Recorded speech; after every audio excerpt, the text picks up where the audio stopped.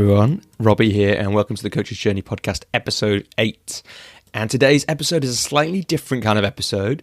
Instead of the normal format of me interviewing a guest, this episode we do have a guest, but the guest is me.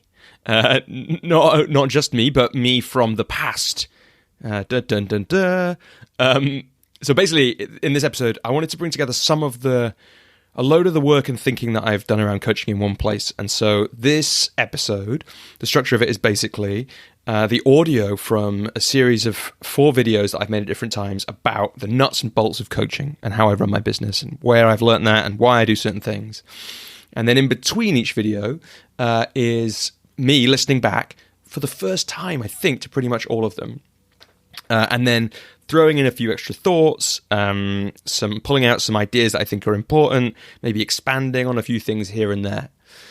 So what it means is this is kind of a bit for coaching geeks, right? What we don't get in this one is me telling my story. So if you're really a fan normally of the human bits of these interviews, we don't get much of that. We get a bit of it here and there. But if you're a fan of the kind of when I get pretty granular with other coaches, then you'll really like this episode because it's me doing that in real detail on several different areas.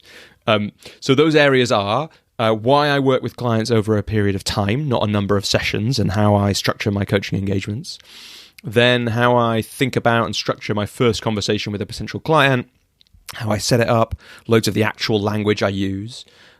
Me talking about marketing for coaches, particularly the importance of continuing to connect with people, of sharing yourself in some way and giving people a chance to get to know you before they meet you, and the importance of just doing great coaching. And then last of all, money and my coaching fees and how they've evolved over time. And again, getting into pretty granular detail about that. But there's loads of other little bits and pieces in there. There's like why it's important to compare the price, what the price feels like per session versus period of time.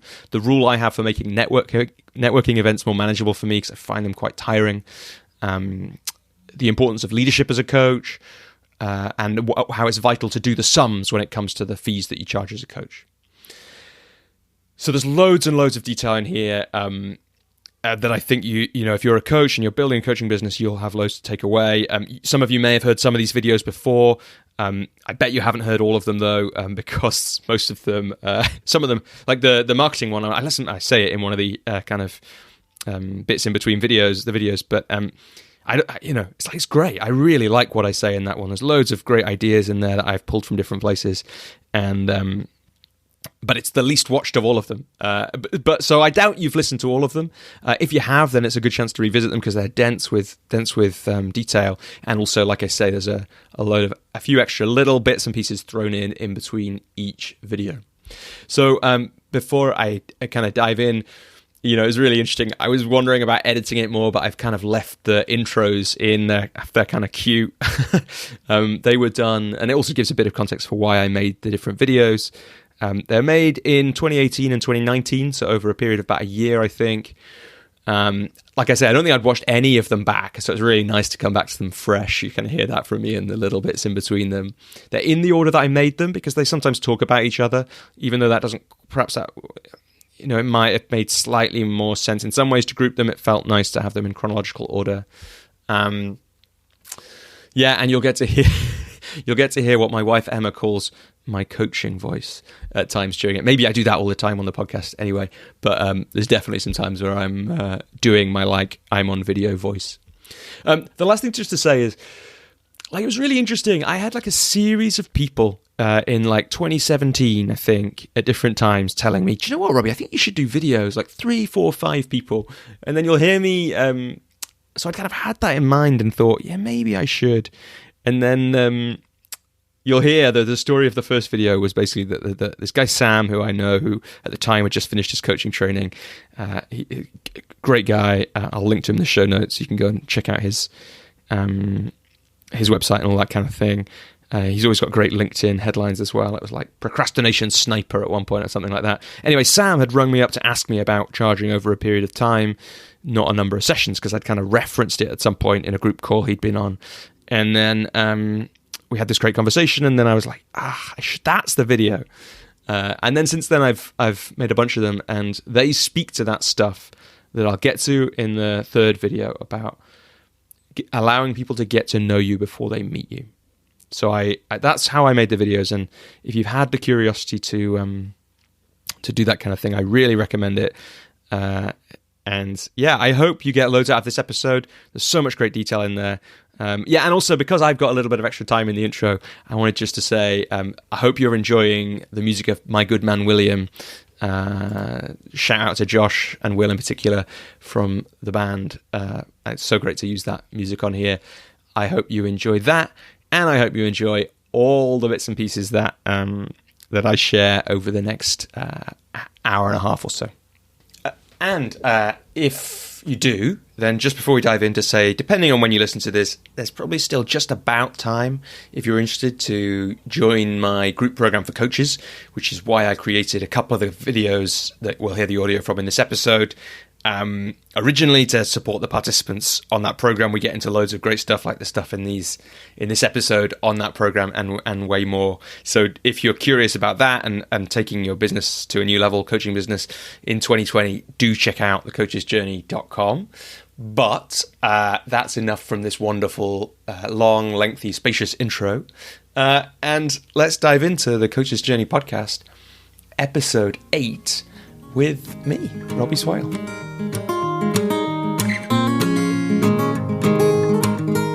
Hi there, I'm Robbie Swale. I'm a coach based in London, and I'm here, on this dark, windy night in Battersea to record this short video.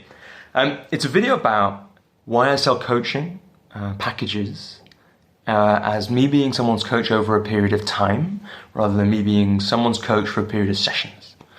The idea for this video came because I had a great phone call with a new coach who just finished his training that I know, called Sam, and he came with a list of questions for me because we'd had a brief exchange about pricing and coaching packages and all that kind of thing. And after his brilliant questions, I left the call and thought I really should have recorded that, because I've thought a lot about this, a lot about how to run my business, a lot about why what I do works and when it doesn't work as well and what to change.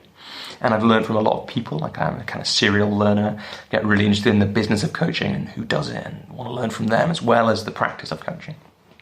And I see it a lot. I feel like sometimes it's, you see it on someone's website and I just think, well, you could just be serving your clients so much more powerfully and making life so much easier for you if you just sold your coaching differently.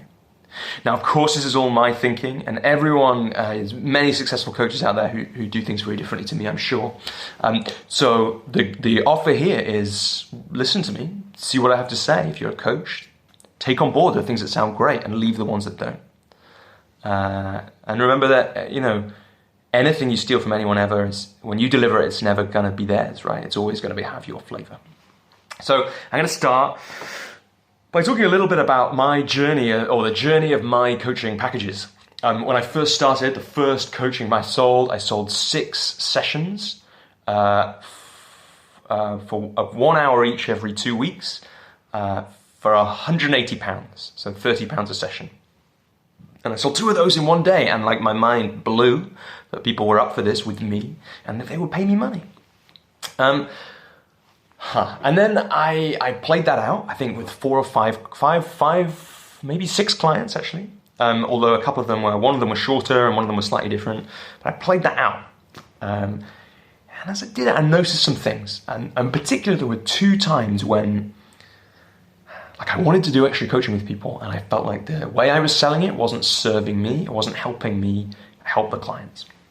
Those 2 things were, one, so at the start of the engagement, we'd set some objectives for that engagement for those 6 sessions. And with one of my early clients, we weren't there. We needed an extra session. And in the end, I gave it to him. And I felt like this is the thing I need to do because we need to get there, right? But I also had this thought, but shouldn't he be paying me an extra £30? Now, £30 is nothing to a lot of people like that. But at the time, for me, it was still am I being undervalued here? Am I undervaluing myself? And the second one was a client who in the middle of the engagement had an important meeting or something going on at home and really wanted to have an extra conversation with me, knew that coaching would help. And yet asking became an awkward conversation because am I going to charge her an extra amount of money? Awkward for her, she has to think about that. Awkward for me because then I have to go, well, look, I just want to help this woman, right?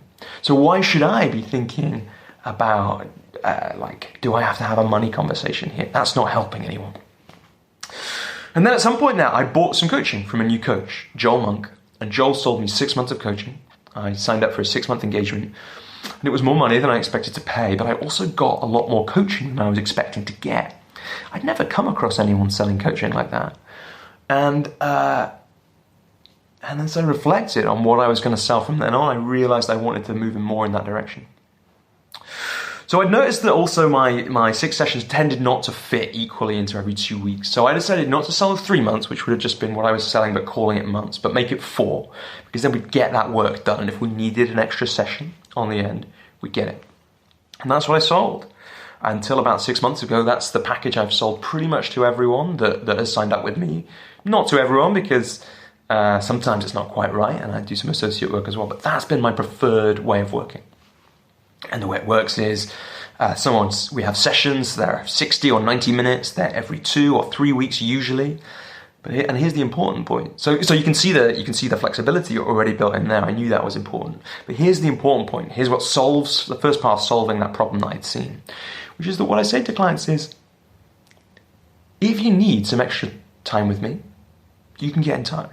Something comes up, like often it does. In fact, I tell clients, it happens with most of my clients. At some point during the engagement, something will turn up. There'll be a difficult meeting that'll just be dumped on you, or a presentation, or maybe you'll just have a terrible day.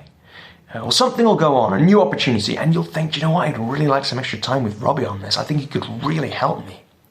And so at that point, they can just get in touch. And what I tell them is, if I've got the time, I'd love to support them, because I love being with my clients on their journey. And the other piece is, it's usually every 2 or 3 weeks, but sometimes we need a bigger break than that. There's a big project going on, everyone's busy, we can have a longer break.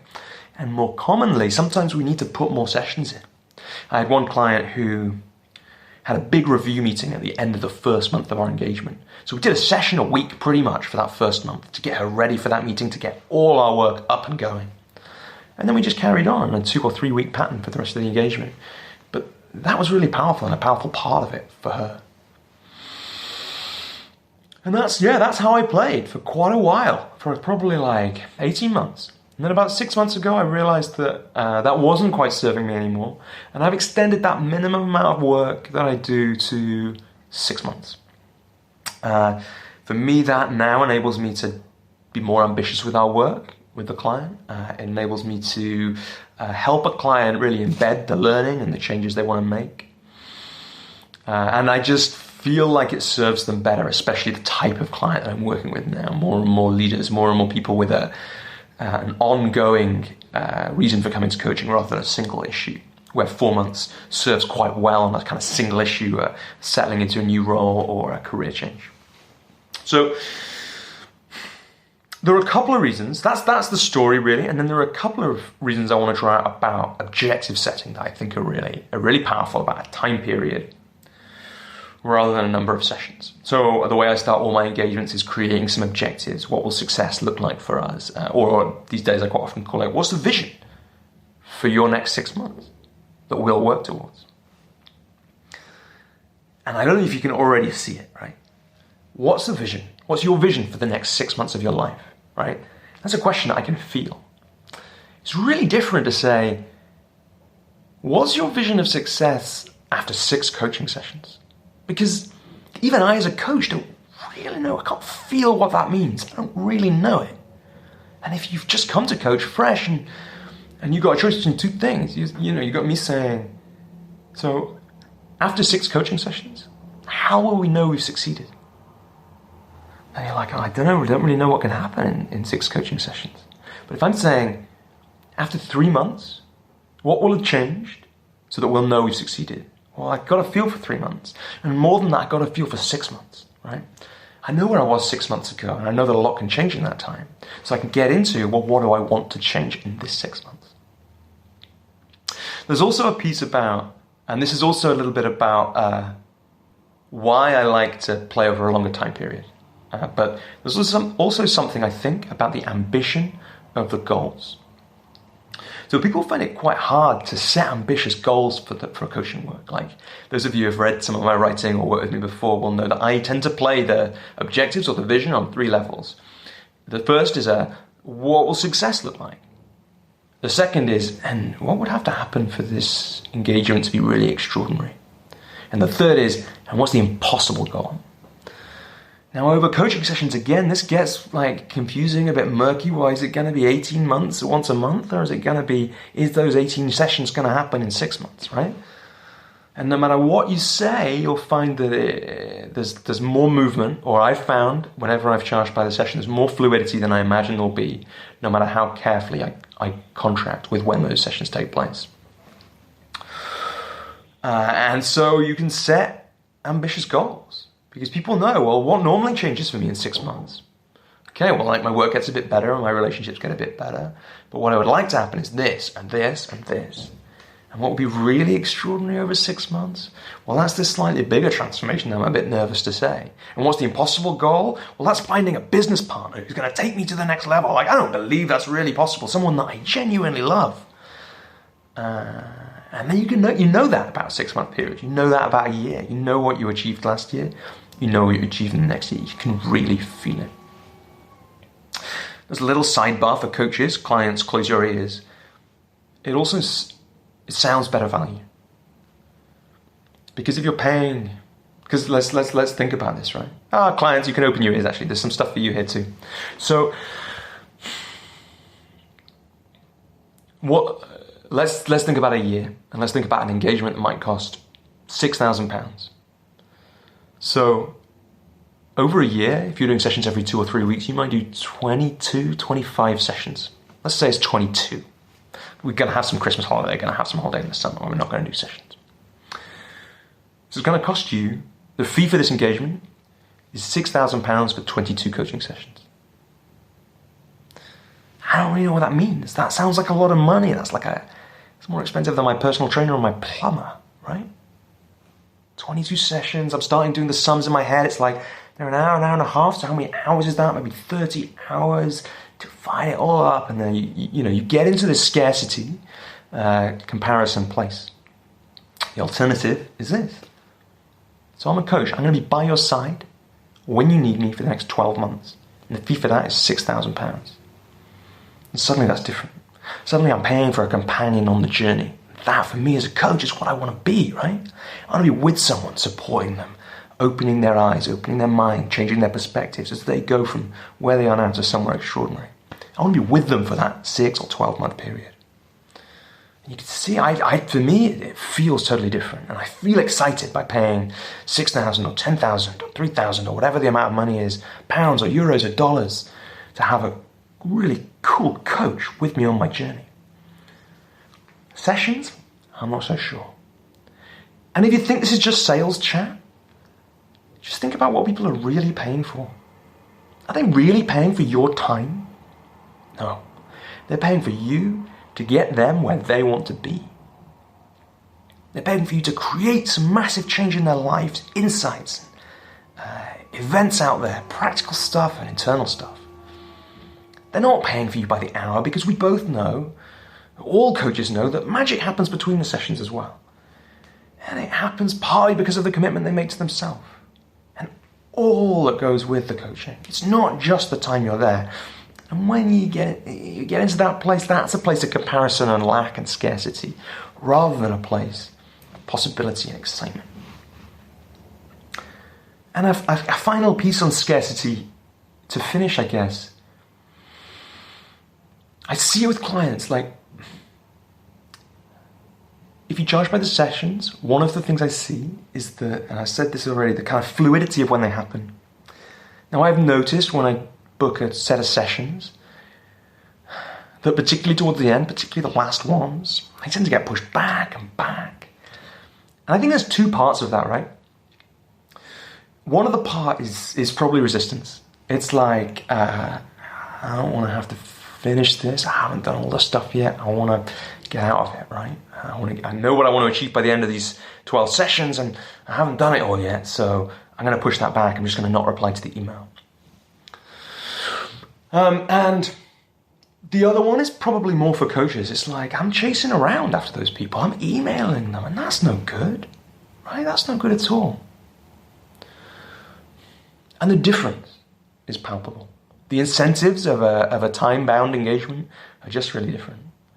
The truth is, if I've chased them a couple of times and they're not booking in sessions, then it's them that's losing out. But also, they don't get to shirk out of achieving their goals just by pushing the session back. Because they've got this time period where I'm not going to be with them anymore. And there's going to be an end, and it's going to be there.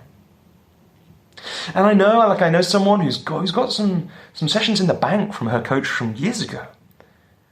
And I just don't see how that serves her. Like, she's just waiting. She's thinking, this might be the last coaching session I ever had with this person. Is this the right time to use it? Is it now? What if there's another time down the line where I need it more? Whereas instead, if the engagement is ending in 3 weeks, that person has to face that. And they have to face, have I achieved this thing or not?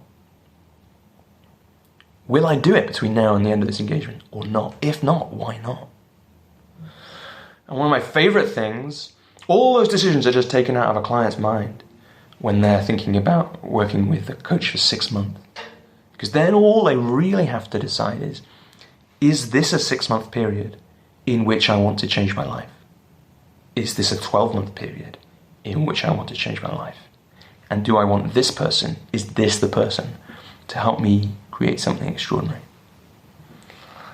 So I really hope that you've taken some things from this video.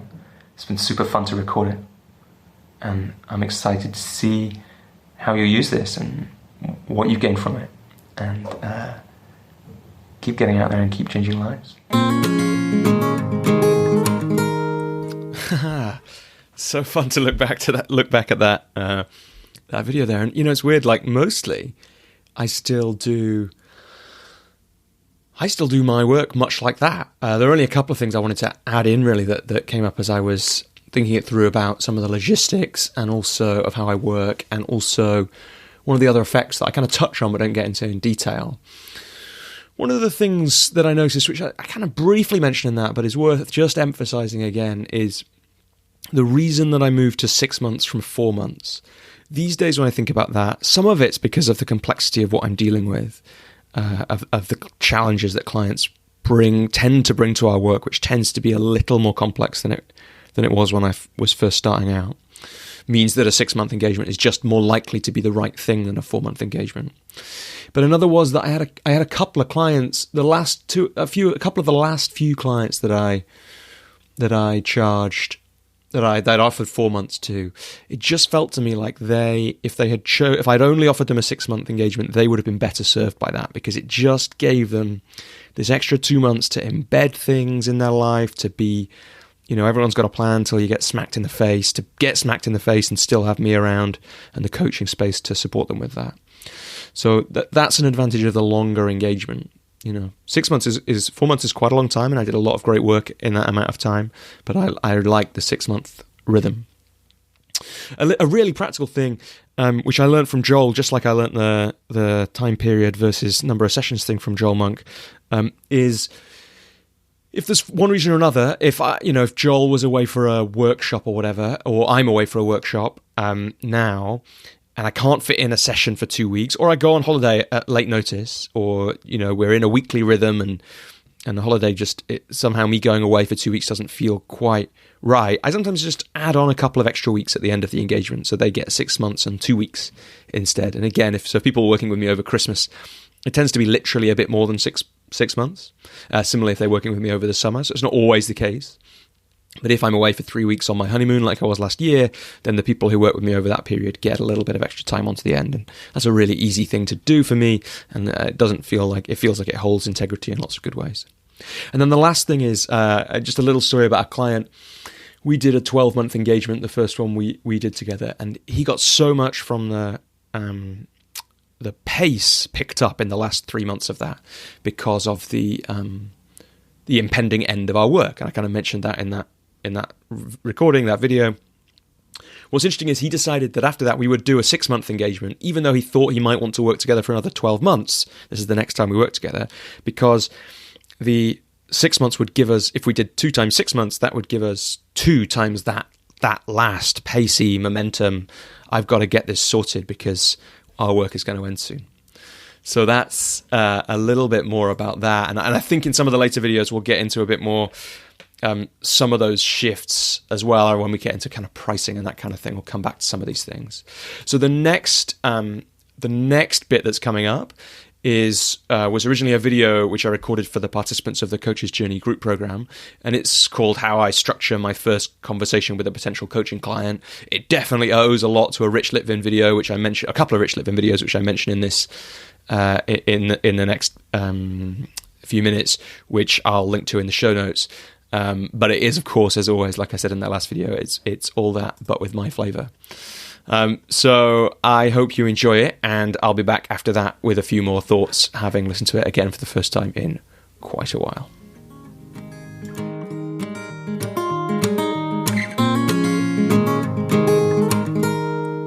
Hey, Robbie here. I just wanted to record this video today about how I structure and manage and lead the first conversations I have with a prospective client. It's a video for coaches, but other people may be interested as well. To help provide some of that structure that I use, some ideas that you might borrow or steal if you're a coach. I think it's because I learned, I was told this from the start and kind of knew it from the start, but I only learned it later on, how important that leadership is in those conversations from the coach, how important it is as a client when you feel leadership from somebody and you understand where things are and where they're going. And as a coach, how important it is to step into leadership in those conversations to create the right clients for you. There's at least 4 parts of the conversation. There's before the conversation, there's a kind of pre-framing start to the conversation. There's a middle of the conversation, which is most of that first session, which for me is about coaching and diving in and giving them what I've got. And then there's a closing of the conversation. And we'll see when we get to the end of the video if there's a 5th part about what happens after that conversation. So the first thing is, before the conversation, I'm preparing people in advance. So I'm doing some of the scene setting as soon as I get an email from someone. So what that means is I usually have at least 2 emails with people, and they're referred to me or they inquire through one reason or another. As discussed elsewhere, it's almost always word of mouth one way or another. But that first conversation, also the first email, they might email in. There'll be a reply from me saying, look, this is how I play, and we'll get to that. I'll model that a bit when I'm talking about the start of the conversation. This is what I do in a first conversation with a client. For me, that means no coffees, no little taster sessions, no getting to know you. It's just, we'll do some work together. And I set that up in that email. Then they probably email back to say, well, they either do or don't, email back to say, great, let's do it. And then I email them a bit more information about what will happen, and I remind them again of that. And I remind them of how long the session will be, and I usually set aside 2 hours for these conversations. That's how I play, not everyone's the same. And actually, maybe that's a good thing to say at this point. I'm not saying that I've got this down and that it's perfect. And I'm not saying that you should do exactly what I do. But for me, it's been important, as I've learned how I work, to take different pieces from different people. And the only way you can do that is if people tell you what they do. So take what's useful from this, do what's useful. It'll have your flavor. If you copy what I do, that's fine. Most of my stuff was originally copied off other people. It's always got my flavor when I deliver it. So feel free to take that. But I'm not an expert, right? This is not some selling machine that will definitely convert all clients into paying clients and all that kind of thing. This is just how I like to run these conversations and how I like to speak to clients, and I hope it's useful. So first of all, there's those emails which prepare people for what's going to happen in the conversation. Then we meet. Now, these days I do more and more of my work online, so it's often on Zoom, but sometimes it's in person as well. And what I learned, I guess to give again a bit more context, this whole piece it takes kind of 2 main inspirations. Phil Bolton, who founded the coaching school where I trained, and Rich Litvin, who is the co-author of The Prosperous Coach. But there are other bits and pieces that I've learned from different people at different times that now become a part of it. And it's a bit hard for me to separate what's what from what I do now and who it came from. But having said that, there's a really nice Rich Litvin video about how to coach people you've never met, or something like that. And it's worth checking out. I didn't take the inspiration from there, but it's a really concise way of looking at this initial part. So the first part of the conversation, it involves some getting to know people. It involves some, building rapport. And then it involves some contracting. Now, I've done some of this already, but what I tend to talk about at this point, I talk a bit about confidentiality, especially if there's a close referral. It's good to remind people of that. I've sent across some stuff in writing about a bit about what coaching is and recommended people read through my website where there's some more information. But I always ask them, almost always ask them, have you had coaching before and what was your experience of it? What was useful? And that starts to get them into the coaching space. I'll talk a bit about what coaching is. These days I tend to tick off 3 things. Let me see if I get this right. So I tend to tick off, I won't give any advice, but I make it clear that doesn't mean I won't say anything. It doesn't mean I won't offer anything, but I just encourage them at that point that it's about it coming from them, and that if they want to dismiss anything that I say, that's fine, and we'll play with that. And I'm saying it without attachment. I'm saying it to help them and support them in whatever way we're working. So broadly, I won't give any advice.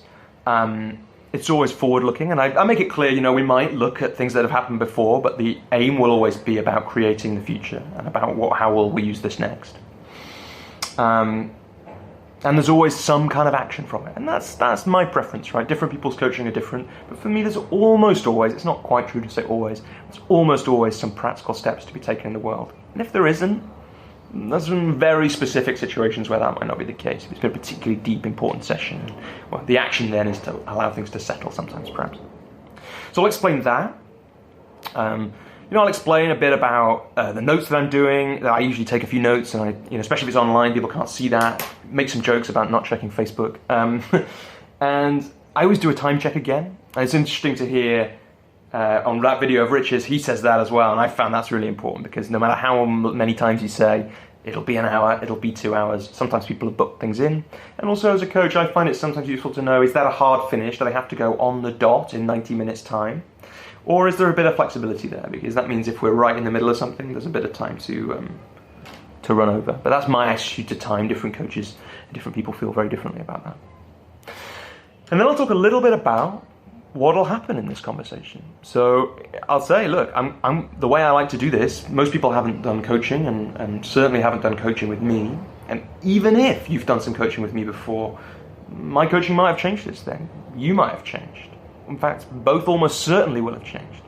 So it's important to really feel, where are we now and are we the right match?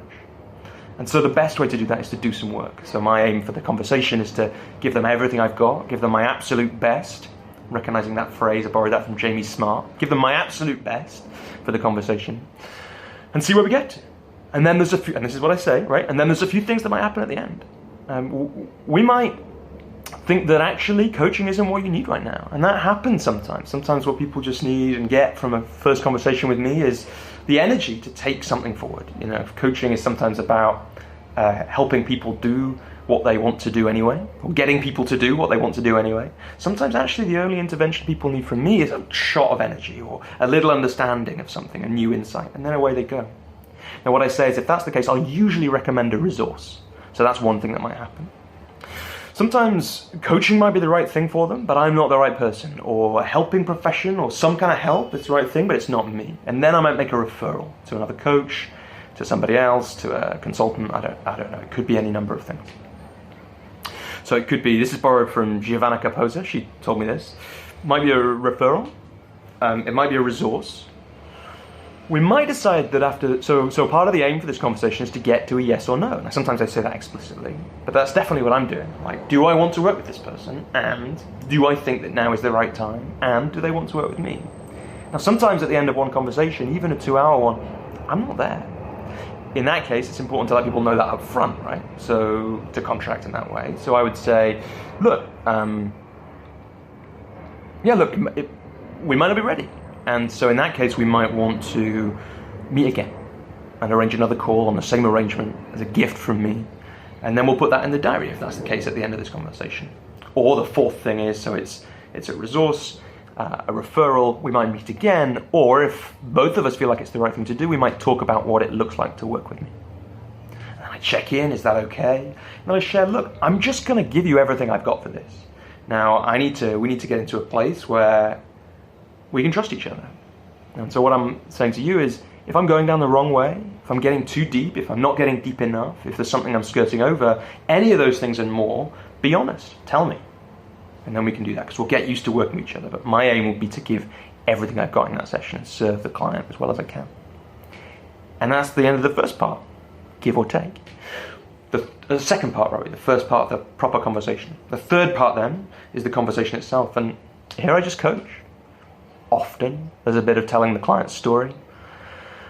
There'll be a power in that for them. Often there's a future-focused bit. Where do you want to get to? What might this coaching look like? But not always. And I genuinely just give everything I've got, give them the best coaching I possibly can for the rest of the time that we spend doing this. And then we see where we get to.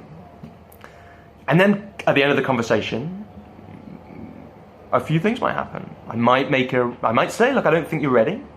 I don't think coaching is right for you now. One of those kind of things. But I got this recommendation of this resource, this book, this article, this video, these things, perhaps an exercise to give them. I might make a referral. If I'm not sure, I might say, look, I think I'd like to meet again. And I recommend we do that. And then I'm not sure where we are yet. I'm not sure if coaching's right for you now, but I think we'll know by another conversation. I might get to that.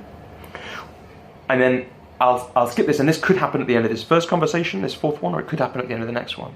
And then I'll share, look, I've done this work now. I've got a good idea that we could do some powerful work together. And often I'll share why. And this is the truth, right? I have some criteria that I'm looking for that I know my best clients have.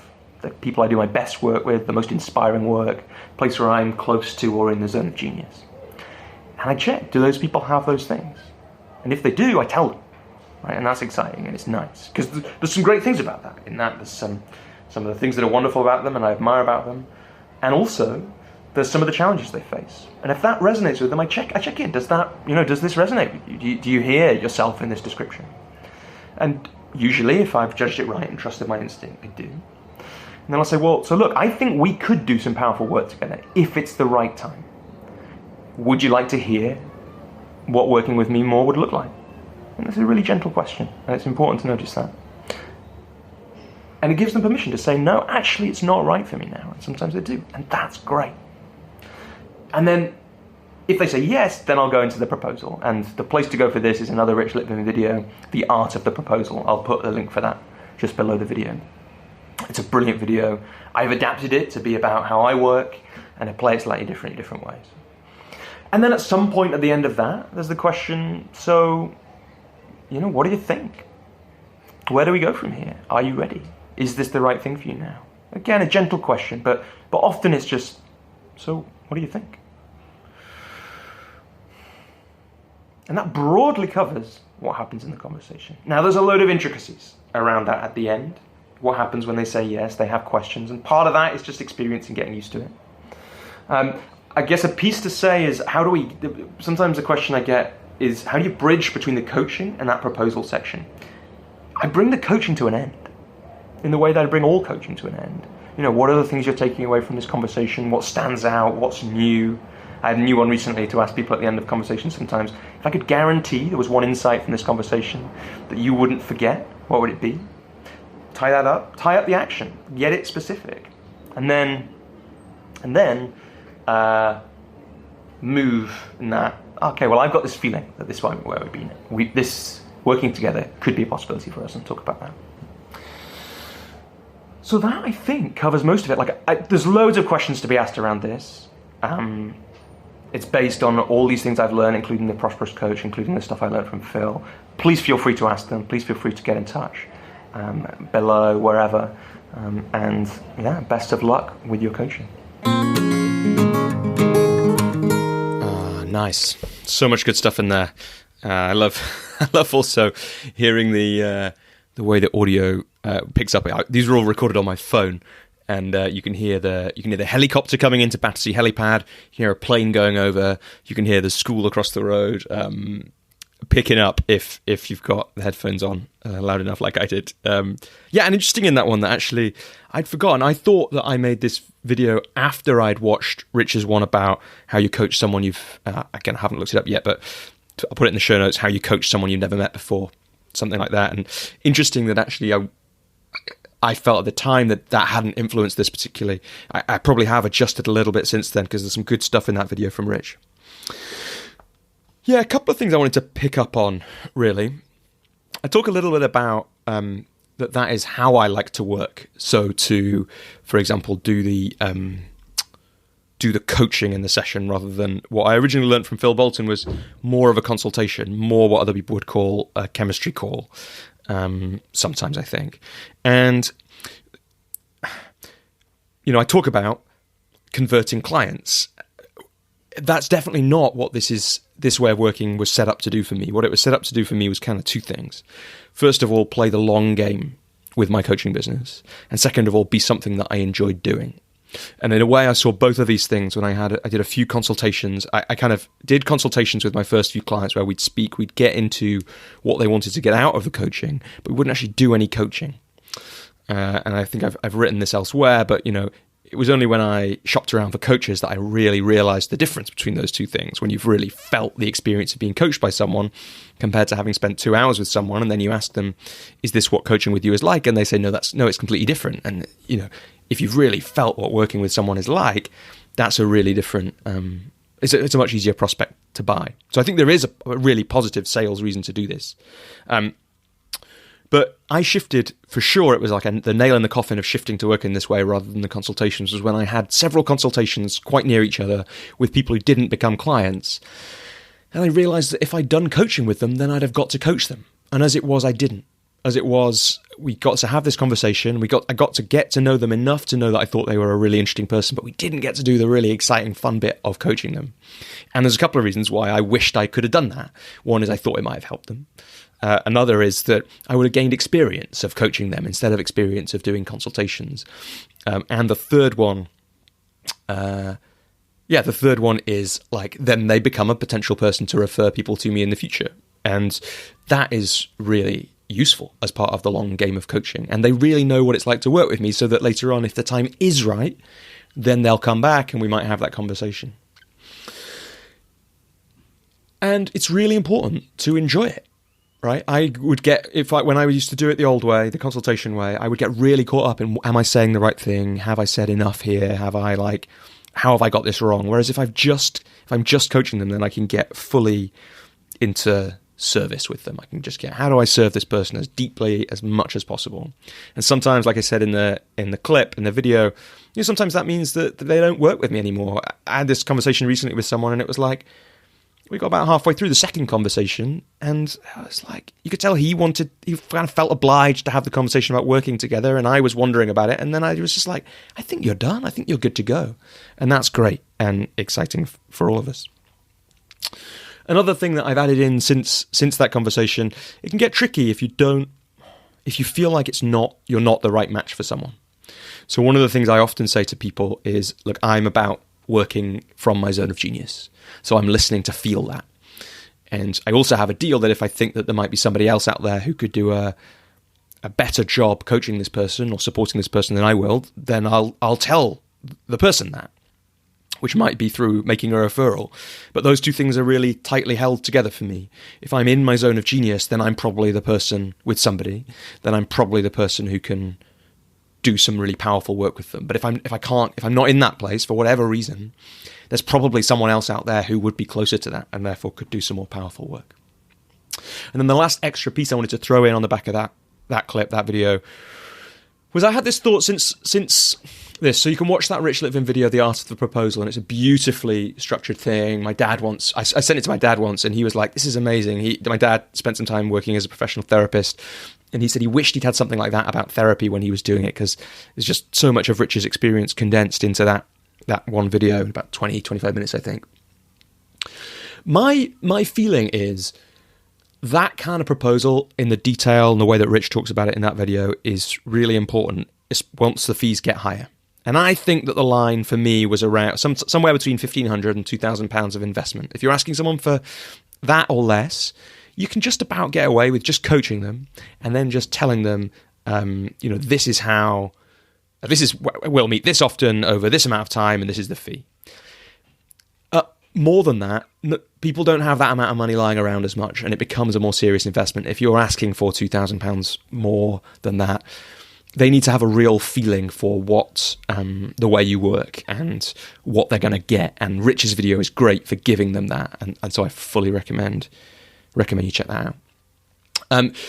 So, and then the next video that I'm gonna put in now is another one I think I created for, I'm sure I'll explain at the start of the video, I'm pretty sure I created for the participants on the coach's journey in that first year as well. Both of these, I think, were created for that. So we're talking kind of 2018. And this one is about how I end a coaching engagement, so how I create a powerful ending to an engagement. And again, it borrows from lots of people. And you can read, I can't remember if I put it in the show notes, I'll try and dig it out. There's a great Rich Litvin one, I think I mentioned it in this, where he wrote about how he does that as well. And I've borrowed things from him and from other people, as always. So I hope you enjoy that. And Robbie of the present day will be back in a few minutes. Hi. My name's Robbie Swale. I'm a coach based in London, and I just wanted to share a little bit about how I manage the final session of a coaching engagement. If you haven't already, there's another video on my YouTube page about why I work with clients over a period of time, not a number of sessions. But I think this works. Some of the stuff here, some of the ideas, pretty much all of it works however you work with clients. And take what you want from it. It's all borrowed from other coaches. It's one of the most interesting things about working with other coaches as a client is seeing what they do, hearing and understanding how they manage different parts of their coaching engagement, and one example of that is the ending. So, I was once on the receiving end of a brilliant final session from a coach, Joel Monk, and at that point started thinking quite differently about how I managed my final sessions. But this is picked up from all sorts of different people who I've learned from and been coached by over the past few years. So the first thing I would say about the final session is signposting. There's contracting around it. Now, probably this. I would always recommend that there's a fixed length of time, and I would do time rather than sessions, agreed at the start. But some other coaches work in different ways, and so that's fine as well. But at some point, most coaching engagements will come to an end, and I always signpost this. If it's happening and we know it's happening, next time's going to be our last session. I'll say it in person if I can, if not, I'll say it in an email. And what I like to do as part of that session is save at least 20 minutes at the end to reflect on the engagement. We can do some other work if there's important stuff that's come up, but I want to save the time for that. And then I'll follow that up in an email before the final session, and I'll ask people to review the notes that usually often I've shared with them. I take some notes during my coaching and ask them to review those notes from the work we've done, and also look back at the vision we set at the start, and also usually give them some questions. And I've got a growing list of questions that I sometimes ask at this point, and I basically choose them for a client based on instinct. They include, what did you gain from the work together? What have you learned from the work we've done together? What insights are you taking away? And sometimes I also ask, what are the biggest results you've seen? And I'm not very good at asking that because I get a bit worried that there won't be any. But the truth is there always are tangible results. And it can be a really powerful thing to challenge someone to think of those. And sometimes I also ask a forward-looking question, like, what's your biggest dream for the next 6 months or the next 12 months? And some of these questions are borrowed straight from Rich Litvin. And then at the start of the final session, I'll signpost all that stuff again. I'll say, look, we're going to do the 20 minutes at least at the end. There might be something more important to look at first. And if there is, we'll get into that. Sometimes there isn't. Or the client doesn't bring something, in which case I'll often or always try and go back to the vision that we set at the start. First session or two of an engagement with the client when I work with them is usually creating a vision for what do they want to create? What would be the extraordinary things for them to create over the next 6 or 12 months? And now's the time to go back to it and to revisit it and to get them to reflect on it. And this is a part of the first important thing I think about the final session, which is reminding a client just how far they've come. And not everyone is like this, but with my clients, because of who I am and the way that I work, they're often people who don't remember the things they've done, don't celebrate their successes all that well. But for anyone, I think it's really important, if they've made this investment in themselves in terms of time and money and energy in changing or creating something, it's really important to show them, look, this is what you've done. And the vision isn't always done, it's not always complete, but in that, usually there's some insights too. So I normally take them through the vision, just ask them, well, read this part of the vision, or I'll read it to them, and I'll say, well, what's coming up as I share this? This is where you were 6 or 12 months ago. What's it like to hear that back now? And it's useful to collect those insights and make a note of them. And I usually try when creating the vision also to ask, what will it be like if you do all this? What will it feel like? What will it look like? And I love to reflect that back at this stage as well. You know, you can say, well, you said if you did all this stuff, it would be awesome. You would be a totally different person. What's it like to have done all this stuff? Get them into that moment, remembering what it was like. Now, as I've said, I'm always learning from the coaches I work with about how they manage this stuff. I just finished working with Rich Litvin, and he plays this little bit out in a slightly different way. He asks the client to take themselves back. You know, what was it like to be you 6 months ago? What was it like to be you 12 months ago? What was going on? What were the challenges? And it's a great way to play as well. The next part, which of the final session is that I usually say, well, look, I've got, thanks for going through the vision. I've got some things that I've been through our notes and picked out, or things that I've thought as I sat and reflected on our work together and on you. And then I'll share that. And those are usually a mixture of things. It's the most memorable moments from the work we've done, or the insights that feel like they've been most key. I might pick out some themes, you know, like a lot of our important work has been around certainty. And I'll give some tangible examples of that, about where in their life and in the work we did that showed up. And I'll always try and reflect back how I see that person. You know, I'll reflect back and thank them for maybe the courage they've shown, or the vulnerability they've shown, or really the ways that I admire them and the ways that they inspire me. And I really like to do that. It's a beautiful gift to give. That's another way of showing people, because not everyone is good, even reading through it, noticing the things they've created, even if there's detailed notes or they've kept a diary or whatever. It's different to hear it back from somebody else. And wherever possible, and I do this with any notes that I send to clients, I'm always trying to capture it in their language. And I'll again, if I have that stuff where it's things that they've said, I'll be trying to reflect it back in their language. And I'll also be trying to speak from the heart.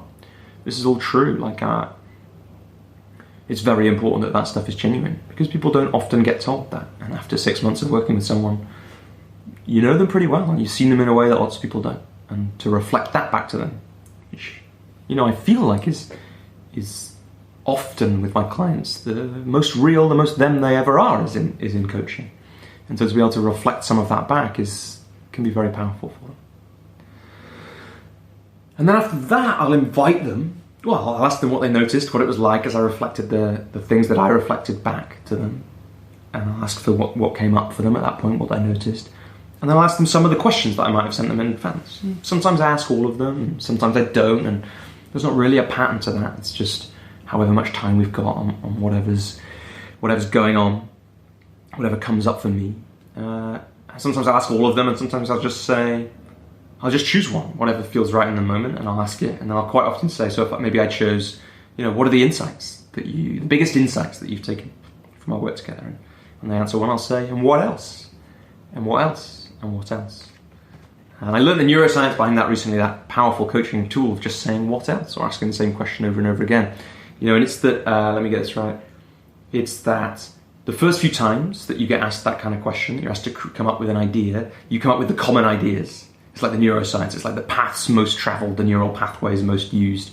But then as you keep getting asked it, you force new neural pathways. And that's when the unexpected things come out. And that's true. I've seen that be true of insights or the things that people have gained from the work that we've done. Keep asking, and things keep coming, if you've got time. And then I really like to try and take the client, if I can, into what next for them. Maybe that's a question from Rich of, what's your biggest dream for the next 12 months or the next 6 months? Sometimes, often, with my clients, part of our work will have been to create a vision for what's coming next. And I'll bring that into the final call. And then, as that's tied up, maybe there's some actions they're going to take. You know, maybe it's not. Maybe it's just this nice place that we are. You know, I'll thank them again for the work they've done. And then I'll tie the last piece up, what feels to me the last important piece of the engagement, which is, and I'll say it like this, and I borrowed this from either Phil or Vegard, who I trained with. We've been through a little bit what's next for you. We've got your vision for the next 12 months. You've talked about what are the actions you're going to take as a result of this session. There's a couple of things that I'd like to ask of you, which that's what's next for me. So that's, you know, I'd be really, really honoured if you would write a little bit about the work we've done together. You sometimes use that kind of thing as a testimonial. Sometimes it just goes on in a little Word document or a collection of emails that I've got. be really valuable if you wouldn't mind doing that. But no pressure, because that's not always the right thing to do. And the second is, I'd love to send you a little email about the kind of people that I'm looking to be connected to at the moment, and just to see if there's anyone you know that you want to refer to me. And usually the offer from me is to gift them a powerful coaching conversation, like the one that we did when we first met. And what I find is that great clients, and then if they have been a really great client, I'll try and say this, and I feel like you've been a great client who I've done some of my best work with. Often those people are the best people at knowing who I can do great work with and who can benefit from working with me. So trust your instincts there. And there's some things I can learn there. I got some feedback recently. I need to be clearer on that. I need to make a really clear call to action in who I'm asking to be connected to. But I'd like to put that into the mind, because that's something that means a lot to me. It's how my business works. And however you say that, I would say the most important thing is to say it would be really valuable to me if you could make some referrals when it feels like the right thing to do. And then the last piece is, what's next for us? We've done what's next for them, done what's next for me. Now it's what's next for us. And, well, I speak from the heart here. Look, it's been a real pleasure to work with you. It's been a privilege to go on this journey with you, and I'm so grateful that you've been able to go on this journey with me. And if there comes a point in the future, it might be soon.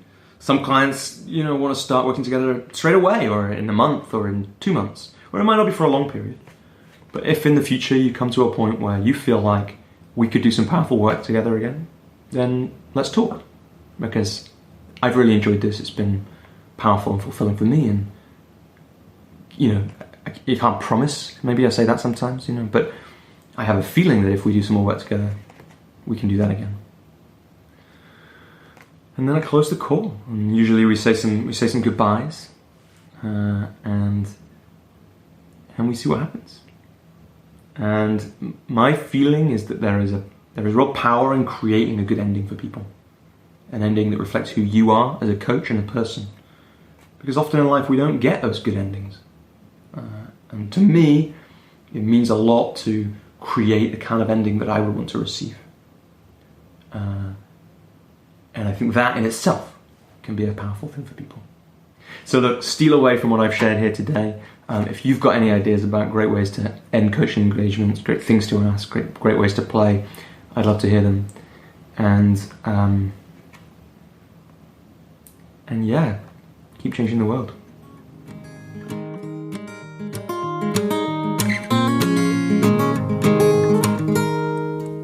Hello again, it's Robbie from 2020 back here. Yeah, definitely need to give a big hat tip to Phil Bolton and Vegard Olsen from the coaching school for the content of that one. I mentioned it at the end, but it's also true of those questions. What were they? What are the insights? What have you gained? What have you learned? I definitely took those from, I think, Vegard, but it could have been Phil too, and learned a lot from them just so I was kind of starting out really. It's nice, that video. It's great to listen back. There's a few things that I'd kind of forgotten I used to do, which I need to make sure I keep doing, and because there's some great stuff in there. It's also really interesting to listen back to that one, particularly now, because I'm in the middle of reading a book called The Power of Moments by the Heath brothers. It was a present from my brother-in-law for Christmas, and I'm kind of eating it up. And, it's really interesting to see. It's made me think about how do I create powerful moments for my clients, the ones that they'll remember, ones that mean a lot to them.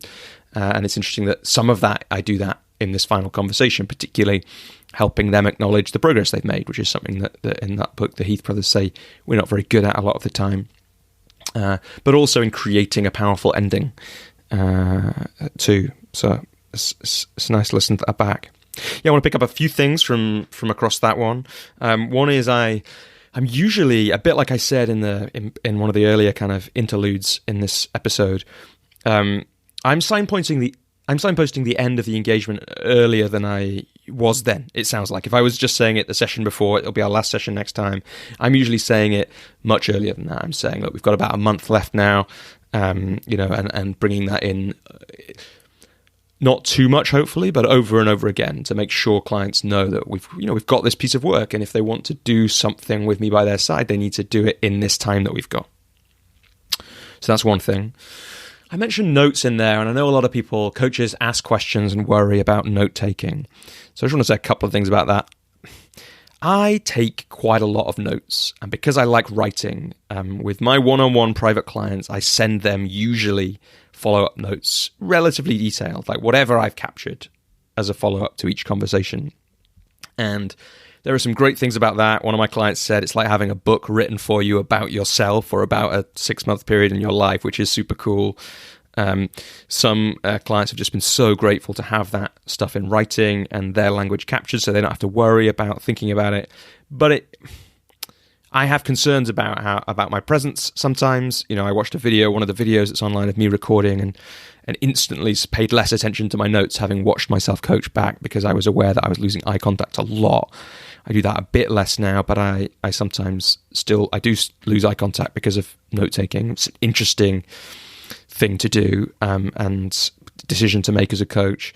I remember one of us asked Rich Littman about it. I mentioned Rich in that. I did the Prosperous Coach Salon with Kristen and Miner, who are other guests on the podcast, amongst other people. And we asked Rich, and he takes notes sometimes, but he says he chucks them away straight after a call, because he's really only doing them to capture people's exact language.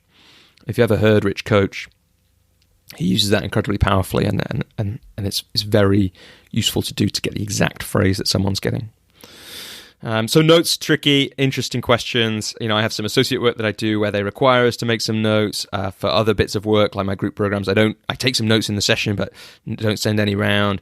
It's all different ways of working, just to try and support both my presence in the conversation and also for other coaches to support the client and give slightly different things to different people.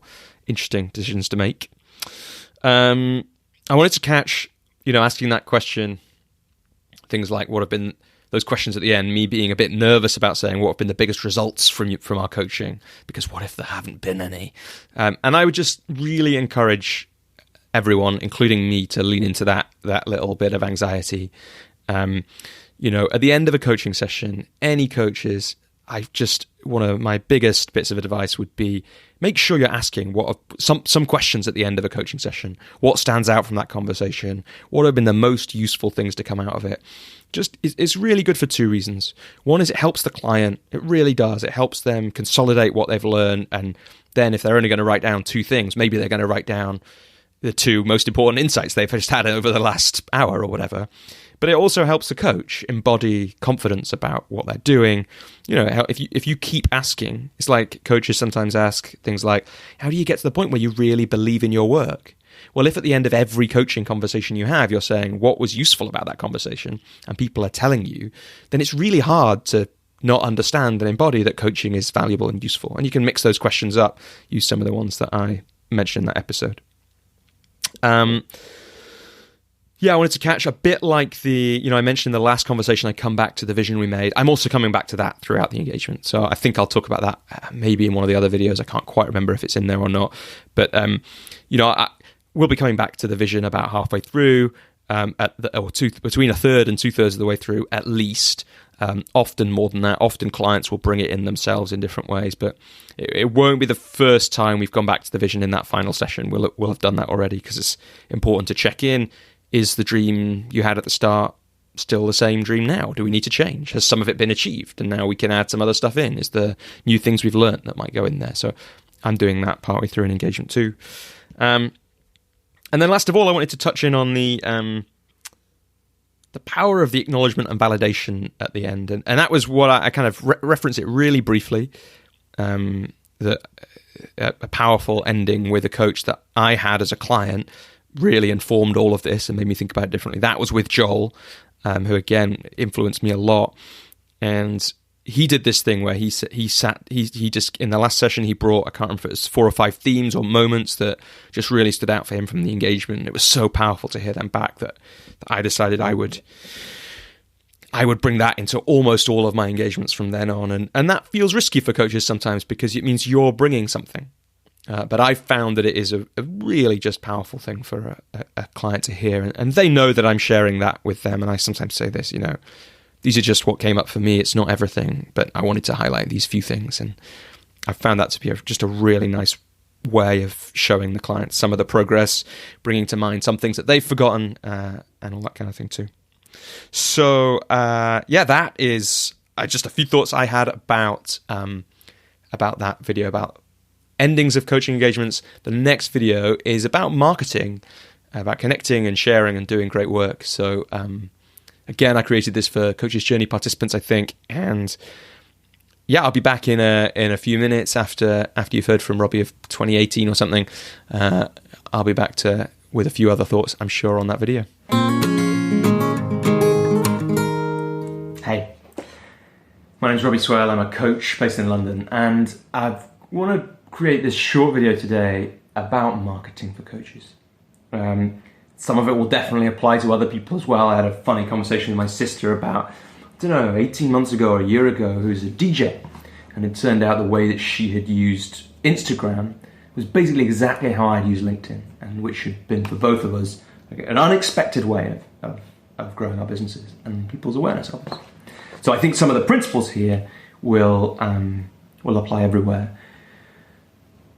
And it's not the be all and end all, and I'm not a marketing guru, and I'm not saying this isn't a how-to. These are some principles that I think apply broadly. So there are three things I'm going to share first, which I think are important kind of ideas to share, and then there's a couple of more specific things that I think are really valuable if you're growing a business, particularly a business as a freelancer, self-employed person, entrepreneur, where it's just you and you're selling you, but I think it stuff also applies elsewhere. Okay? So I think there's a principle which is choose your channels and do them well. And you don't need to have that many, and you don't need to have many ways that you reach out to people, and trying to do all social media is a bad idea. Because it's just draining, and it doesn't give you the impact that you need. What gives you the impact you need is focusing in one place and using that well. And one way to decide that is what's easiest for you. Where do your talents best fit? If it's and we'll get into a little bit what that might be, what the channels might be, and the doing well might be. But if you're a super snappy person, maybe it's Twitter. If it's a visual, creative space, maybe it's Instagram. If you're more comfortable or you want a great writing platform, maybe it's LinkedIn. If it's something different, maybe it's Facebook. Maybe there's other things that I don't know about. And I think the key thing is choose the ones you want to do and do them well. And keep doing it. And this is the second piece. This is about long game marketing. This is not about I will get you 6 clients in 6 weeks. This is about setting up a pattern or a system which you can repeat and keep repeating, and over time become really confident that it will help you grow your business. And the long game, if you ask me, should include creating a body of work. So that if you keep chipping away at this, whatever it is, whether it's just a series of Instagram posts, a series of pieces of writing, a series of videos, in the end, when people look for you, they'll find you. And if you do it one thing at a time, you won't notice that you're creating an incredible stockpile of podcasts, because you've just done one, and then you'll have done another, and then you've done another. And the third piece, and I think this is quite important, I learned this from my brother, and I'll post the article that he wrote, which had this in the notes, but I think he said he stole it off somebody else. Don't cut your hand off with marketing to spite your face. And the story that Ewan tells in his article is, I'm not sure if this is a real client story that he'd had or is a made up one, I can't remember, but it's so evocative for me. It's like there's someone who's really powerful, can do great work as a coach. And they're sitting at the side of the room and they're noticing how this other person on the other side of the room is using all the old sleazy sales and marketing techniques. That kind of snake oil salesman or used car salesman and they've got a big queue of people. And yeah, you can sit there as the person who knows that deep down they can do the great, important spiritual work and bemoan the other person for cheating and lying, because they're not as good as you and they're not serving people powerfully, they're just getting people in. And you can blame the other people for being so stupid that they're taken in by the marketing and sales techniques. But the truth is, by not using those techniques, by staying away from them because you think they're beneath you or you think they're too sleazy, you're just cheating everyone. You're cheating yourself because you don't have the business. You're cheating the other person because you're letting them get away with it. And you're certainly not serving the people who are ending up working with some snake oil salesman and not you, with your deep, important work. And the reason to tell that story is that it's really important that you notice when you're doing that. And you think, well, am I not posting? The example for me was, I didn't want to have a mailing list because I didn't want to be just another person, another coach with another mailing list. And then using that story, I realized, well, the only people this is hurting is me, because my work isn't getting to as many people because not everyone checks LinkedIn where I was posting a lot of my articles, and the people who want to read my writing. And look, if no one signs up to my list, fine, but if some people sign up and that's how they hear about my writing, then I should just suck it up and create the mailing list. And I did. Then the two key parts for me of a coaching marketing plan should be share and connect. Sharing is important because it allows people to get to know you before they meet you. That came from a client of mine. She said that in a session, and we thought, wow, there's a marketing plan, right? What can I do so that people know me before they meet me? And it's great then, because then people, they're already partly sold. They know that you're great for them. They're just checking the coaching thing. They're just checking how you talk about it and exactly what you do. But maybe they're just already 10% there, or they're 20% there, or they're sometimes 80, 90% there. If you give them a chance to really get to know you, then by the time they get to you, it's a filter for the people that already might do great work with you. And sharing is tough. I point you at the work of Stephen Pressfield, and I've written about his work on resistance before. It's really hard to share. And it's really hard to share stuff that's truly you. Or it can be. But playing that game, sharing in whatever way that is, continually giving people the chance to get to know you, even when you're not there, should be, I think, a core component of your marketing. And that's because really, and this is the second one, the first one is sharing, the second one is connection. Really, it's only through connection that coaching clients are created, that people decide to do coaching. It's only through connection. And what that means is two things. You need to allow people to connect with you. Maybe that's online through some online marketing channel that you choose, wherever your people are and whatever the way that you want to share best fits. Or maybe it's in person. And I think continually connecting with new people is the second part of the marketing plan. And I don't just mean adding them on LinkedIn, right? It has to be a genuine connection. For me, I find networking events quite hard. So I have a rule that if I have met one person who I have a connection with, and after that, and good enough that I'll add them on LinkedIn, and they'll be like, oh, that guy from that event added me. Great. Connect, something like that. Not just like, who's that awkward guy? Like, oh, what's this? Or who's this email from? But there's a point where both of us want to exchange cards or details. Then if I'm tired after that and I need to go home, I can go home. Because one new connection could be all it takes. And if you have a practice of connecting, then that's very powerful. And when those things go together, this is definitely how my marketing has worked. Marketing, it's just what I do, right? I go and meet someone at an event, and they go onto my LinkedIn, and then I'm sharing on LinkedIn. And therefore, in the end, they probably see something I've shared. And I developed a practice by accident, I've written about this before, of sharing one post a week. I write them in about 12 minutes, and then I share it. And it's just me. It's just what I'm thinking about. And I've got better at doing it, but still, there's about 100 of them now. Some of them are good. Some of them are okay. Some of them are dull. Some of them have been read by hundreds of people. Some of them have been read by 10. My most recent one has been read by like 12, and I think it's one of the most interesting things I've written in a long time. Sometimes it works and sometimes it doesn't. But by sharing, I'm giving people the chance to get to know me. Or I'm giving the people who look for me the chance to find something. And that's really important. Coaching clients are rarely created through Facebook ads, in my experience. How it normally works, how I've seen those two marketing things work, outside of invitation and referral, which is a big part of this. I guess the third pillar of marketing is do really great coaching. Because if you do really great coaching, you don't need to do any marketing. But how I've tended to see it work is, here's a person I connected with a while ago, and my writing, my blog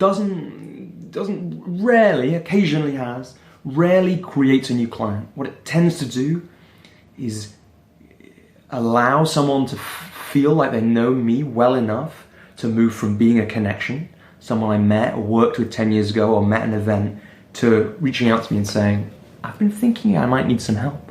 I wonder if you can help me.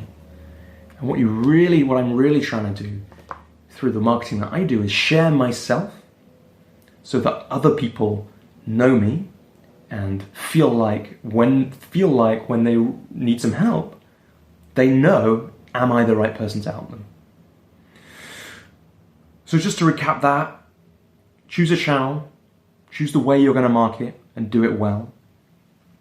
Hold your nerve over the long game. This is tough because when things aren't going well, when you haven't got many clients, if you're like me, you're second guessing. Do I need to change now? Do I need to do something different? And having a plan that you stick to on the good weeks and the bad, for me, share one piece every week. Share it on LinkedIn, on Twitter. Once a month or so, when I create something that's not just my weekly pieces, maybe it's this video, maybe it's a longer piece of writing, roughly once a month I send something out. Include all those bits of writing, so the people who are already a bit of my fan, who want to receive my writing when it comes out, but maybe don't always check LinkedIn or miss it, get a digest they can read through. And find ways to connect with new people. Whether those are particular events that I go to regularly, and I have a few that I've discovered are good for that. And I hold my nerve on that when I'm feeling good and when I'm not. I post an article every week. And that's the way to beat resistance. It's consistency. But share you coaching. Share your thoughts. Get yourself out there. And make sure you're not avoiding marketing. You're not cheating potential clients out of the chance to work with you just because you feel a bit uncomfortable about it. It's time to get on with it. How funny to listen to that one back. That is the least watched of all my videos on YouTube by quite a distance. And I think it's some of the most, certainly listening back, it's the one that I've been the most interested in. I guess in some ways it's more conceptual and a bit less nuts and bolts, but some good stuff in there that I have learned about how to do all this stuff. So a couple of things to say. So the first one that came to mind is you don't have to do any marketing to be a coach, except that the sharing that you have to do, you have to do the connecting, right? You always have to do the connecting, because if you're not connecting with people, there's no one that can become a client. And I think that if you don't do any marketing in the kind of the traditional sense of marketing, there's no mailing list, there's no writing, there's no podcast, there's none of that stuff, then you just got to wonder, how do people come to you? And how do they remember you? And so I have, there are different people that talk about this in different ways. Phil Bolton, I remember, had a short list of people who he knew were big cheerleaders for his business, who loved the work he'd done with them, and he'd just take them out to coffee. I can't remember if it was each of them we would take out for coffee once every 3 months. And that was enough to keep him in their mind, so that when they bumped into someone else, they would share about his work. And that referral, that's knowing people before you meet them too. Because if your friend Anna has just told you, you got to meet Phil, he's great because of this, this, this, and this, then when someone meets Phil, they know Phil a little bit before they do that.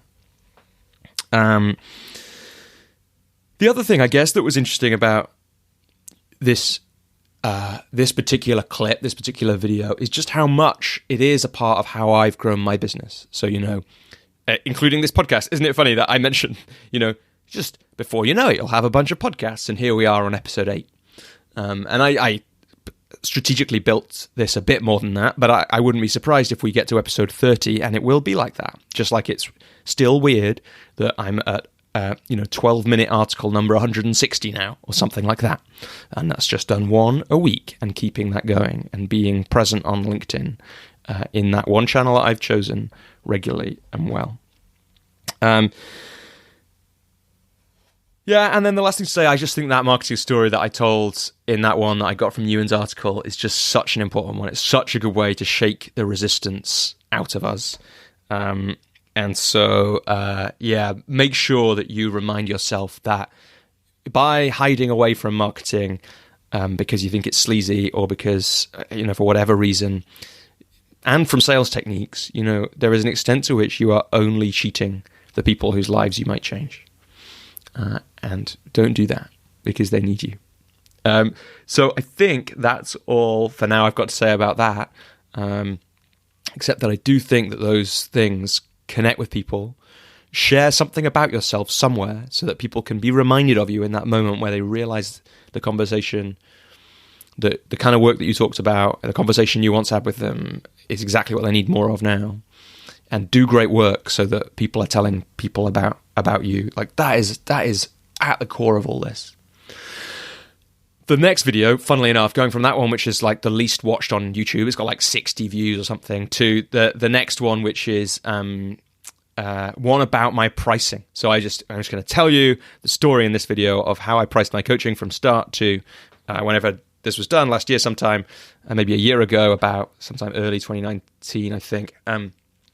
This one was very quickly watched by several hundred people because we don't often talk about money. And even in the episode so far, there hasn't been that much conversation on this podcast about the ins and outs and the intricacies of money.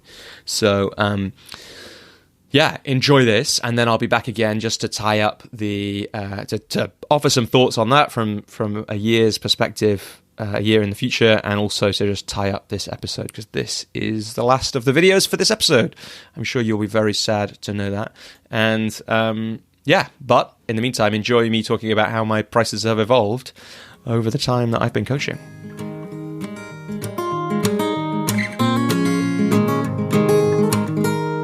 Hi, my name's Robbie Swale. I'm a leadership coach based in London, and I'm here creating this video today about money and coaching fees. It's a video mainly for coaches, but other people might be interested too. I do quite a bit of work as part of my practice with coaches on developing their business and creating the lives they want. And one of my clients recently asked me about that, and we didn't have time in the conversation, so I thought I'd create this video. I think it's quite a good video to create. I am denied about it. I felt some of the anxiety that most coaches feel when they get to talking about their money. But I realized that it's important to share this story because a lot of people are embarrassed about their fees, charging for themselves anyway. That's a part of it. But also just maybe not comfortable talking about money. Certainly in Britain, that's not necessarily something we do. And I also think for coaches, there's a real worry. What if my clients see this? And then I charge more or less, or they think, if I'd come in earlier, it would have been much cheaper, or whatever the worries are. And I decided not to worry about that. I wanted to create the video for my client, Justine. But I also think it's useful to put it out there. I'm going to tell that story about my fees, how they've evolved a little bit. And I hope it's useful for some of you. I don't think this is the only way to do it. My fees evolved from very low to where they are now. Some people just dive straight in at the high level, and I have huge admiration for those people. It didn't feel like something I could do. And there's been a kind of evolution for my fees. So it started at the coaching school where I trained. And one of the things I loved about them, one of the reasons I trained there was because they encouraged us straight away to start charging. So after the first weekend, they said, dive into, create some practice clients, find those people and practice this work that we've done. And if you can, charge them, even just something at a nominal fee. And part of that was in case we wanted to do ICF accreditation. But I think the reason I wanted to do it was because I knew that dealing with money was something I was going to have to do. So I wanted to get on with that as soon as I could. So I think I chose that initial fee based on what Mike Toller, a friend of mine and one of the founders of the coaching school, shared that he'd done when he was training, which was started from £30 a session. So that's what I did, and I followed Phil, the other founder of the coaching school's model of 6 sessions at a time. That's one of the ways that he sold coaching at one point. And so I sold coaching £180 for 6 sessions. And then a couple of people, even at that stage, I didn't quite provide the 6-session model. I think I had one for 2 sessions at £30 and one for 6 sessions at £25 ago, so £150 overall. She negotiated me down. And I worked with those clients, and it was great. And at that point, there's another video that I've recorded about why I charge for coaching over a period of time, not a number of sessions. And I made that shift after those first 5 clients or so, to working with people over 4 months. And I created that 4-month engagement basically from what I'd already been doing, because I noticed that the 6 sessions didn't happen every 2 weeks. They happened like over about 4 months.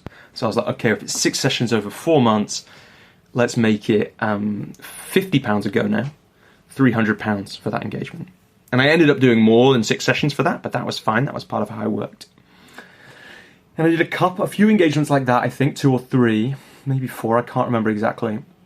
And again, they weren't always 4 months. I was always a bit flexible with how I worked.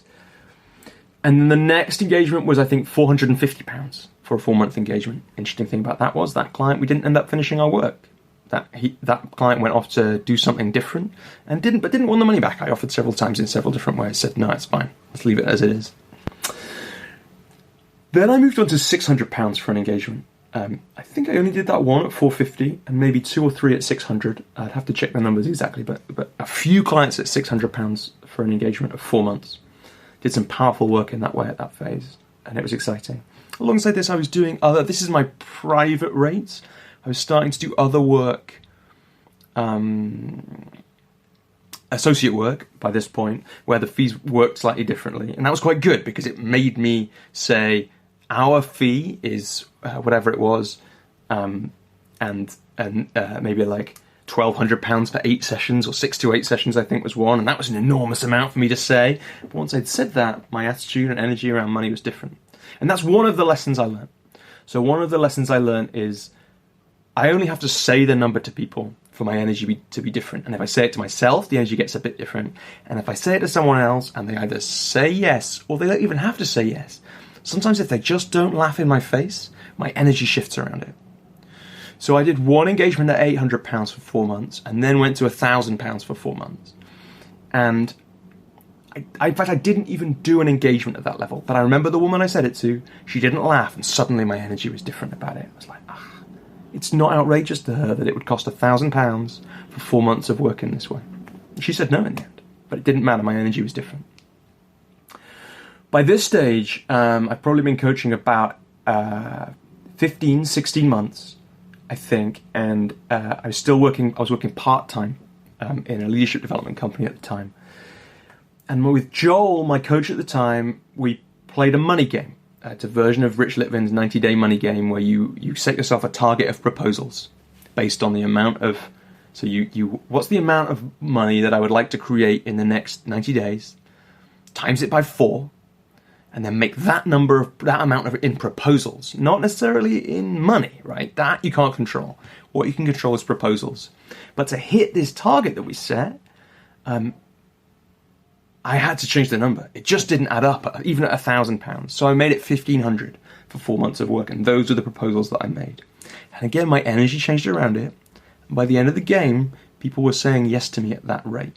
And that was the amount of money where it suddenly it added up that I could leave the other job, alongside the associate work that I was going on, which again was part of that. It's like some opportunities arose, and my decision was, if I want to make this game work, I have to say yes to these opportunities. I have to make the proposal there too. And that's how I played for quite a while. For probably about 6 or probably 8 months, I played at that fee alongside some associate work, which again helped this add up for me, and some other bits of facilitation and training. And then I played up again. I felt like I need to go for a while. One of the things that Phil once said to me was someone had said to him was, after 6 clients, consider raising your fees. And I probably had more than that, but it felt like the right amount. That hadn't been the growth area for me. Then I went to £2,000. I made a few proposals at that level. And then not long after that, I shifted the length of engagement to 6 months and 12 months. I'd been offering 4 months and 12 months. And the 12-month fee, I think, was at £1,500, was like that time. £1,500 for 4 months, it was then like £4,000 for 12 months, which is a bit of a discount. And then at £2,000, it was for 4 months, it was £5,000 for a year. So it's like, multiply it out, and then there's a bit of an advantage to the client for signing up for a longer period. But no one did sign up for a longer period because I think the difference was too big or something. And later on I decided I start with just proposing the work that I think is most important, most valuable, most powerful for that client. So if I think 12 months is the most powerful, I tell them about that.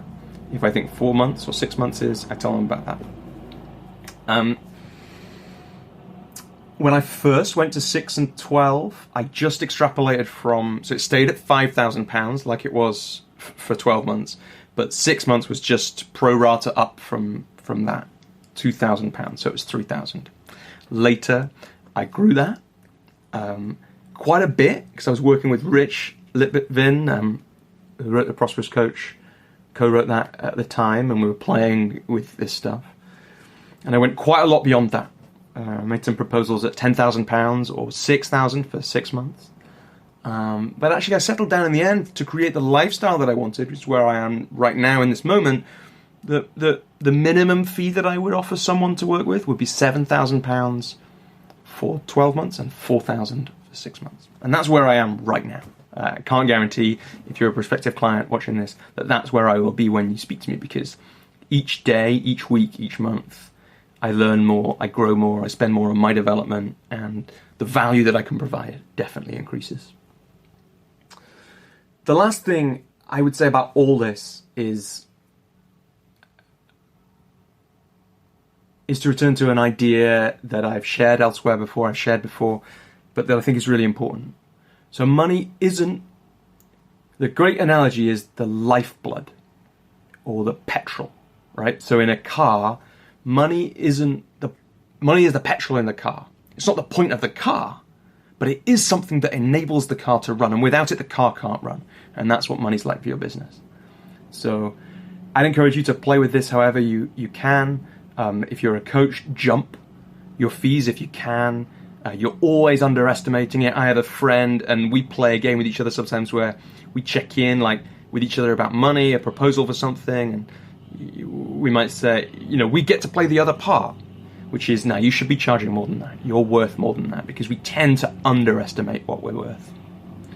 And for instance, with those clients that I made a £10,000 proposal to, I made that because I had no doubt that I could deliver £10,000 worth of value to those people because of who they were and where they were, and that's exciting. And because of what I'm worth, and I know that I'm worth that. And part of the reason I know that is because I know there are people out there who charge that, and I know that I can offer as much as they can offer. But it's not always what I want to offer, and that's important to me too. I did some work with a group of coaches on a recording that I put out recently about money, and one of the coaches put it beautifully. Charge what feels right. And what felt right to him at that time was what he was thinking of charging. So take that message, charge what feels right, but also the other message, you're probably underestimating what you're worth. And I guess the third one from this video is you can play. You can play with money. You don't have to charge what you're going to charge in the end right now. You don't have to charge the same thing for every client. You don't have to charge, do the same engagement with every client. And those are some of the messages from this. But I'd also love to hear from you, what you've taken from this story that I've told about my fees. And I'd also, love to hear any other insights that come up, whether you're a coach or otherwise. Thanks very much.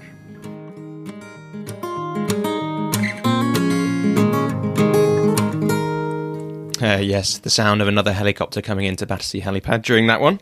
Good to hear. Yes, it's a good video, that one actually. No wonder it was well watched. I like listening back to it. It's really practical and lots of stuff in there. A few things to pull out. So one of the things I think, that thing about our fee, that really helps. I did some work with a company called Coaching Partner at the time, and that was what I think it was $1,200 for 8 sessions that I mentioned was. And it's just like, the problem, especially when you're starting out with this stuff and setting fees, is you feel like you're just making up the amount of money. And that's because you are. And you're charging for this slightly strange thing as a coach, which is your time and attention, and that feels a bit weird anyway for some of us. And that when you're saying it, when you're saying it and it's true, our fee is this, then the energy that I had around that certainly was completely different to my fee is this, even though the this, which was my fee, was lower. I don't think it works so much. I don't think you can fake that stuff. I think that the thing that makes a difference is when the clients can feel that you're owning that money and that fee. And so I'm not sure it'd work if you just pretend to have some colleagues and say our fee. It might do. Try it for yourself. Try it for yourself.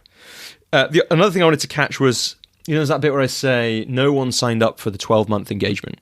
They only ever bought the 4-month one. Now, I think that part of that was because of the jump in fee.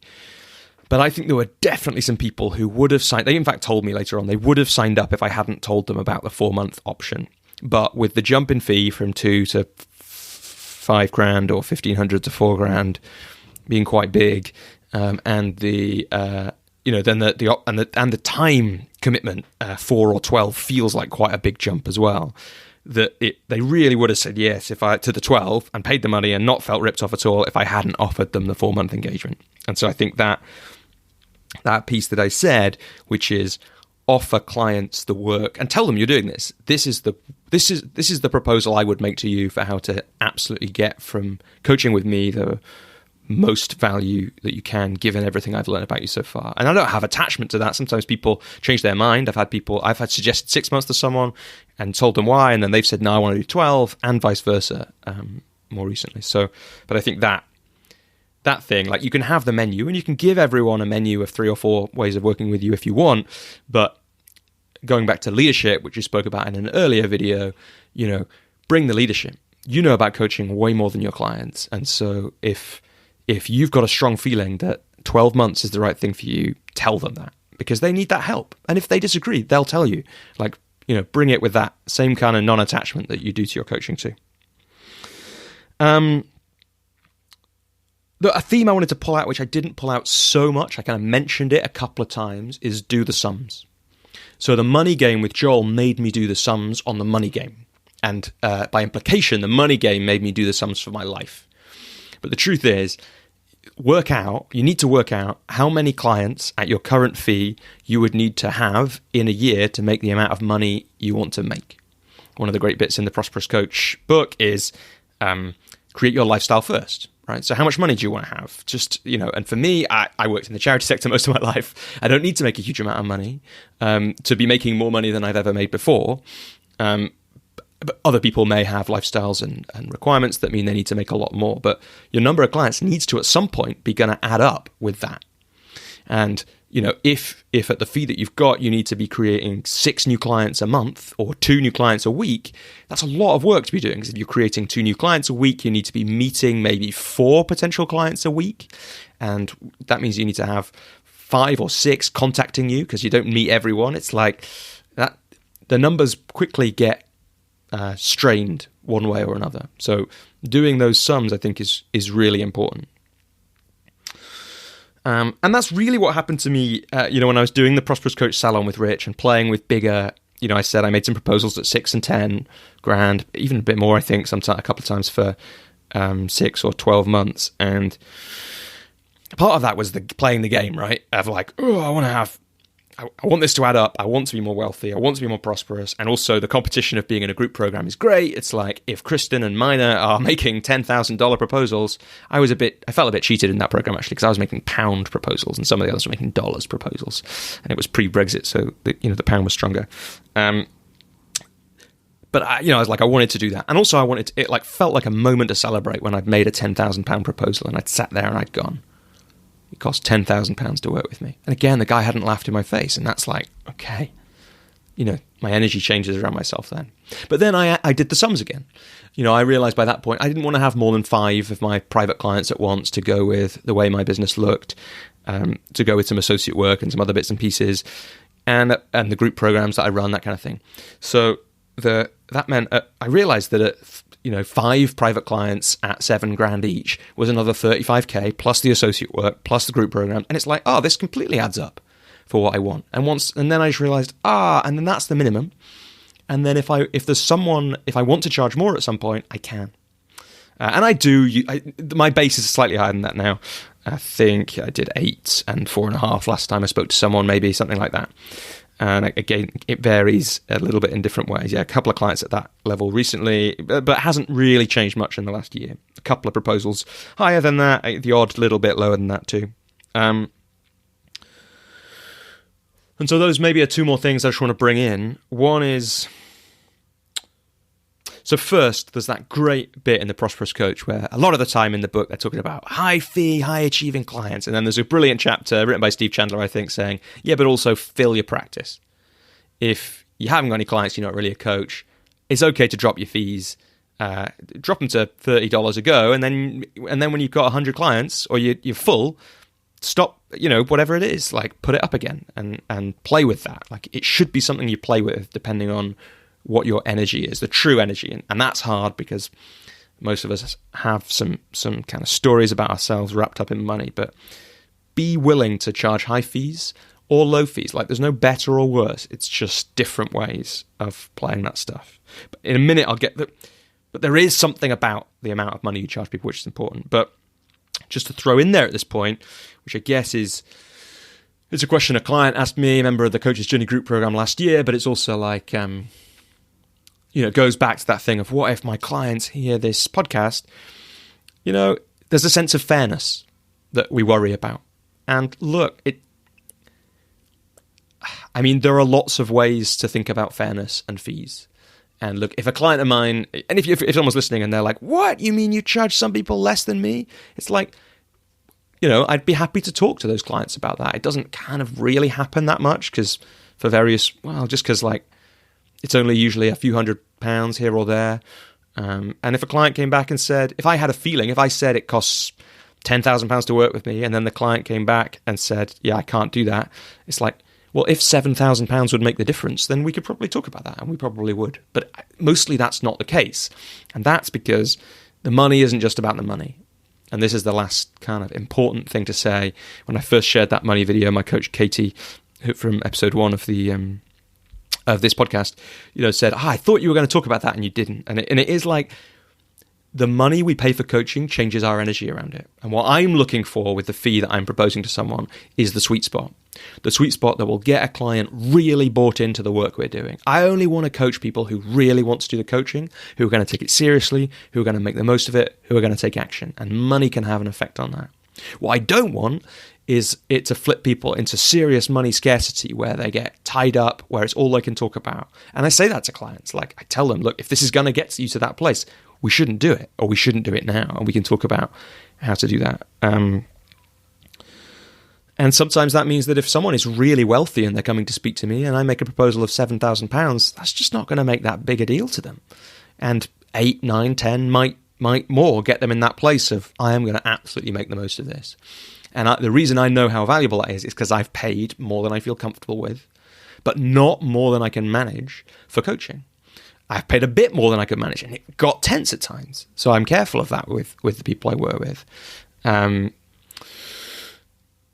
And I guess, but I know that when you pay that little bit more than you're comfortable with, at least, then it makes you make the most of the work we're doing, and that's really important. Last couple of things to say. One is I've offered quite a few times free coaching to people. Now, I feel pretty comfortable that because anyone who contacts me pretty much, if I feel like they could be a potentially good client for me, I'm going to coach them for at least a couple of hours. So that's my pro bono work for the most part. But I have occasionally in the past offered a pay what you can engagement to people who I thought I could do powerful work with, but who who said they couldn't afford it, and I believed them that it was. Because sometimes when people say I can't afford this, what they mean is this isn't important to me now. This isn't important enough for me to get resourceful and find the money for. And I've had clients who have got resourceful and found the money. But where I really feel like money is the issue, I've offered some pay what you can engagements to above a kind of £100 a month, I think, floor usually. I've offered it 4 or 5 times. No one's ever taken me up on it. So, make what you can of that. It's really interesting. And I should also say that most of the time, at least once the fees got above £1,000, I've offered people a chance to pay in installments for one-on-one work without a fee associated with that. it's a bit awkward, and I usually insist on a maximum of 4 installments across the engagement. They have to pay £1,000 up front now, but I don't charge them interest or anything like that. I ask them to schedule it up front, because otherwise you get into this annoying admin thing, and it gets into awkward conversations. So I do, with my group programs, I charge a fee if people are paying in installments, because the admin burden there is just bigger. And if all 5 people who are doing it, and they are all forgetting to pay their installments, and I'm chasing everyone, we're having all these awkward conversations, I don't really want to do that. But I do offer people a chance to help with cash flow to pay in 4 installments over the 6 or 12 months, just because that's really been useful to me in some of the ways I've worked. So there's a few extra bits about how I work and about what I charge and all that kind of thing. I hope you've enjoyed this slightly unconventional episode of the Coach's Journey podcast. Back with the next couple of episodes will be definitely interviews. They're scheduled in with some really interesting guests. Really looking forward to doing those and sharing them with you. May come back with other episodes of just me in the future, as I said at the start. But until then, obviously reach out if there's anything I can help with. If you've got any questions about this, love to hear them in the comments, or on the YouTube. Actually, there won't be a YouTube video of this, but in the comments on the blog post, or send me an email, or contact me on LinkedIn or whatever that is. Having these conversations is great. I hope it's been useful, and I hope you use it to create exactly the way of working and running your business that is right for you. One of the great things about all this work that I'm doing with the Coach's Journey podcast is to allow coaches to see the inside of other coaches' work, so that they can say, I could do it like Robbie does, but would I choose to? And that's real agency, and it's power in creating a business that serves you and creates the lifestyle that you want and enables you to keep doing this really important work, coaching. So thanks for listening, and until next time.